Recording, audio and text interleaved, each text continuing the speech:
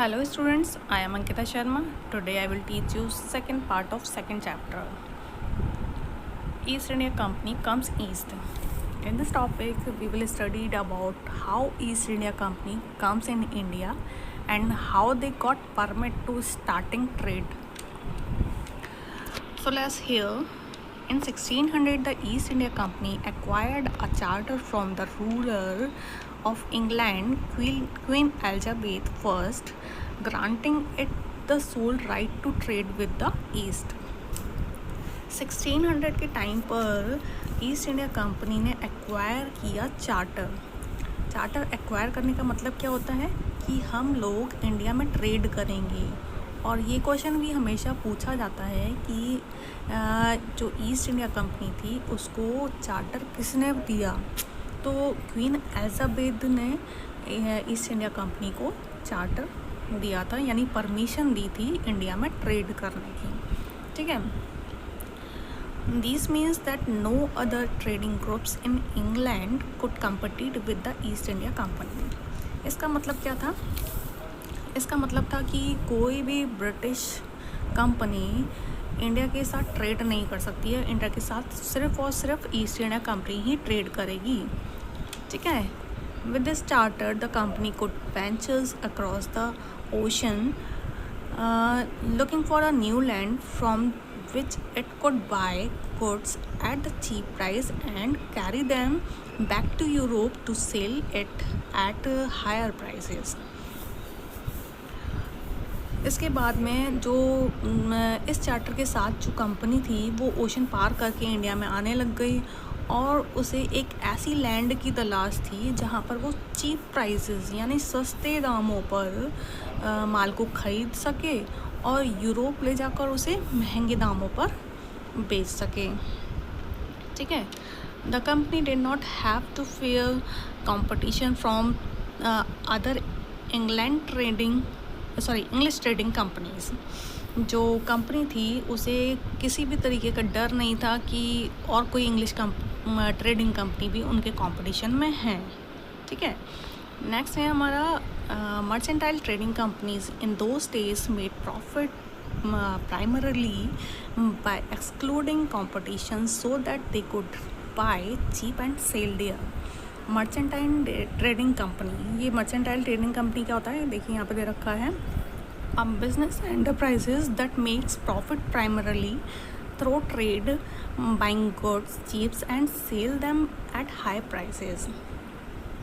यह एक ऐसा एंटरप्राइजेस है, ये ऐसी कंपनी है जो क्या है प्रॉफिट मेकिंग होती है, जो क्या करती है सस्ते दामों पर चीज़ों को ख़रीदती है और महंगे दामों पर उसे बेचती है। ठीक है। ऐसे ही वो क्या प्रॉफिट अर्न करती है।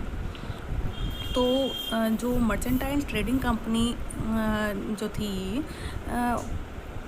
उन दिनों मर्चेंटाइल ट्रेडिंग कंपनी ने बिना किसी कंपटीशन के सिर्फ और सिर्फ प्रॉफिट अर्न किया था, जिसमें वो चीप प्राइसेस पे माल को ख़रीदती थी और हायर प्राइसेस पे उसे ले जाकर सेल करती थी।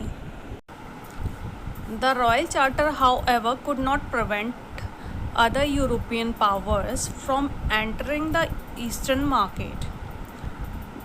हालांकि जो रॉयल चार्टर था वो प्रिवेंट नहीं कर सकता था बाकी की यूरोपियन पावर को ईस्टर्न मार्केट में एंटर करने से, क्योंकि जो रॉयल चार्टर था वो वहाँ की कंट्री के लिए वैलिड था। मतलब उस कंट्री जो इंग्लैंड है उस कंट्री में से कोई भी कंपनी नहीं आ सकती है इंडिया में ट्रेड करने के लिए। बट यूरोप जो कॉन्टिनेंट है उस कॉन्टिनेंट पे तो कई सारे कंट्रीज़ हैं, वहाँ के लोग तो इंडिया आ सकते थे ट्रेड करने के लिए। तो इंडिया में कई सारी यूरोपियंस कंपनीज़ का आना स्टार्ट हो गया था ट्रेड करने के लिए और कंपटीशन बहुत ज़्यादा बढ़ सा गया था। By the time the first English ships sailed down the west coastal of Africa round the Cape of Good Hope and crossed in Indian Ocean, the Portuguese has already established their presence in the western coastal of India. जब English ships यानी Britain के लोग जब India पहुँचे तो Africa के through cap of good hope होते हुए तो इंडियन ओशन में तब पोर्टुगीज़ ऑलरेडी गोवा में बेस बना चुके थे, ठीक है। In fact, it was Vasco da Gama, a Portuguese explorer, who had discovered these seas routes in India in 1498. Even जो वास्को डी गामा जो पोर्टुगीज़ था, वो उसने इंडिया की खोज पहले ही कर ली थी सी रूट के थ्रू 1948 में, ठीक है। देखें यहाँ पे मैप के थ्रू देखते हैं, ये है हमारा एशिया, सॉरी ये है हमारा एशिया, ये है हमारा यूरोप और ये है हमारा अफ्रीका। तो वास्को डी गामा हमारा यूरोप से होते हुए अफ्रीका होते हुए और यहाँ से साउथ साइड से एंटर होता है कालीकट से, ठीक है। कालीकट से इंडिया के अंदर एंटर होता है, ठीक है। तो ये सबसे पहला पोर्टुगीज़ था जो इंडिया के अंदर आया था, और हम ये भी कह सकते हैं इंडिया की इसने खोज करी थी, ठीक है। चलिए आगे देखते हैं। By the early 17th century, the Dutch too were exploring the possibilities to trade in Indian Ocean. इसके बाद 17th सेंचुरी की शुरुआत में तक डचों ने भी इंडिया में ट्रेड करने की पॉसिबिलिटीज़ को फाइंड आउट कर लिया था। Soon the French trades arrived in the scenes. जो फिर उसके बाद में क्या है, जो फ्रेंच थे वो भी क्या है थोड़े टाइम बाद वो भी इंडिया आ गए अपना ट्रेड करने के लिए। The problem was that all the companies were interested in buying the same things. उस समय प्रॉब्लम क्या थी कि सारी की सारी कंपनीज एक ही तरीके की चीज़ें खरीदना चाहती थी, कॉटन, सिल्क एंड मसाले। The fine quality of cotton and silk product in India had a big market in Europe. India के फ़ाइन क्वालिटी के कॉटन और सिल्क का बहुत ही बड़ा मार्केट था यूरोप में उस समय पे। Pepper, cloves, cardamom and cinnamon too were in a great demand. उस समय क्या है, काली मिर्च, लौंग, इलायची, दालचीनी, इन सब मसालों की काफ़ी ज़्यादा डिमांड थी, क्योंकि यूरोपियंस स्टार्टिंग में क्या है मसालों का व्यापार करने आए थे, ठीक है। Competition among the European companies inevitable caused up the price at which these goods could be purchased, and these reduced the profit that could be earned.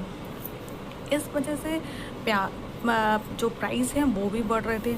मतलब इंडिया में जो चीज़ मतलब इंडिया से में जो अब क्या है चीज़ें महंगी मिलने लग गई थी, क्योंकि लोगों के बीच में कंपटीशन बहुत ज़्यादा बढ़ गया था।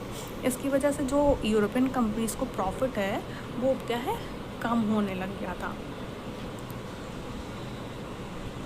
The only way the trading companies could flourish was by eliminating rival competitions. तो क्या है, तो यूरोपियंस फिर ये सोचने लग गए थे अगर हमें मार्केट में स्टैंड करना है तो एक ही तरीका है, हमें अपना विकास करना है तो हमारे पास एक ही तरीका है, हमें दूसरे लोगों को कॉम्पिटिटर्स को सामने से हटाना पड़ेगा, ठीक है। The urge to secure market therefore lead a fierce battle between the trading companies. तो क्या है, इन लोगों में काफ़ी ज़्यादा राइवल्स दुश्मनियाँ होने लग गई थी, ठीक है। Therefore the 17th and 18th centuries they regularly sank each other's ships, blocked routes and preventing rivals ships and moving with supplies of goods. तो 17-18 सेंचुरी 17th और 18th सेंचुरी के आसपास क्या है लड़ाइयाँ बहुत ज़्यादा बढ़ गई थी। तो ये क्या किया करते थे, एक दूसरे के शिप्स को डुबा देते थे, एक दूसरे का रास्ता रोक देते थे, जंगें हो रही हैं, है ना। तो इस तरीके से क्या है ये लोग आपस में लड़ते रहते थे। Trade was carried on with arms and trading post were protected through fortifications. पहले कंपनी अपने पास आर्म्स यानी हथियार रखा करती थी, ठीक है, और ट्रेडिंग पोस्ट को किलेबंदी करके उसको प्रोटेक्ट किया करती थी, ठीक है। मतलब उन्होंने फोर्टिफिकेशन करना स्टार्ट कर दिया था।